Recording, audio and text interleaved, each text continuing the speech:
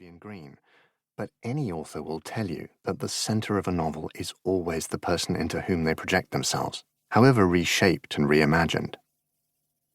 Smiley was my dad, the too watchful child, orphaned either in fact or by monstrosity, alone in a crowded room and happy only when, by what seemed like sheer chance, he was delivered into a place of emotional warmth. A brilliant mind on a grey, unrelenting day. Let that skeleton be fleshed out by the syncretic body of Smiley seen through the performances of half a dozen superb actors. The voice was clear. What about Karla? There's a cast-iron rule that he's unknowable. Karla is the opacity of the authoritarian regime, its capricious violence, its ubiquity, its weight. Like the shark in Jaws, he only becomes less alarming the more often you see him up close. And yet their enmity must have a starting point. The man must become the monster over time. Canonically, Smiley first tries to get Karla to defect in 1955, and when that happens, his feelings towards this Russian officer, a single case among many, are almost collegial. 2 decades later, they've become each other's shadows, defining the decline of one empire and the stifling brutality of another. What happens in between?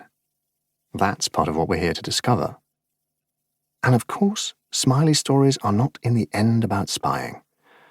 Smiley's Circus was the depiction of intelligence work which, for a lot of people, whether they know it or not, framed the Cold War. His was the grim, unrelenting, and unacknowledged theatre of espionage, bounded by the threat of nuclear annihilation, fought through a mosaic of countries shoehorned into a binary international conflict, and ultimately unwinnable, because victory of any real meaning lay in another arena entirely. The novels were both a snapshot of the moment and a window on the soul. Success, tacitly, meant something else, finding humanity in the deadlocked shadows, making the world better rather than worse as you go along, looking for a way to be kind in a context which favored the cruel. My father's later books are overtly and specifically political, but the Circus stories are every bit as angry. They just don't restrict themselves to one target at a time.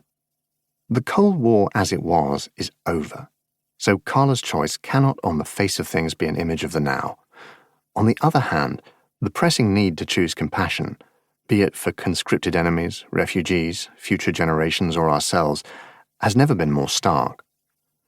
Eric Hobsbawm said the 20th century was short, but you could answer that we're still waiting for it to end. In that respect, Smiley is again its definitional protagonist. The shape of his life is, to put it mildly, as he no doubt would, rather unclear. He was born in 1907, Call for the Dead, unless it was 1917, arguably implied in Tinker Tailor Soldier Spy. But he's also of the same generation as Karla, who served as a kitchen boy on a train in 1904, also in Tinker Tailor Soldier Spy, from which one could put his birthday sometime in the late 1890s. And so it goes. Things change, and what we remember with absolute clarity turns out to be a shape in the mist. That's very pretty, but what's the hard line? Why does Smiley's birthday move? On the face of it, because my father wasn't building a franchise. The point for him wasn't the professional's perfect construction of a world, but the artist's telling of stories to make you feel. Go a little further, though, and you see something else. The critical dates of Smiley's life change because his age, across books, stays the same. Smiley is in his 50s the way Sherlock Holmes lives in Baker Street, or Poirot is Belgian. Karla's choice, therefore, follows a tonal rule of continuity. Does it feel right? Is this Smiley as we recognize him? Can you read this book and move on to Tinker Tailor or back to Spy and recognize the Circus as you might with another le Carré novel? As a practical matter, that means accepting the sweep of events and letting the specifics shift so that the whole makes sense even if the details aren't perfectly identical, which, in one direction or another, they can't be. The perfectionist in me is outraged. The writer is delighted. The story comes first, the details must bend. The job is to produce a volume with a beginning, a middle, and an end. It must move you, hold on to you, and leave you wanting more. Let's see if it does. Prologue. The boy was wild and perfect, standing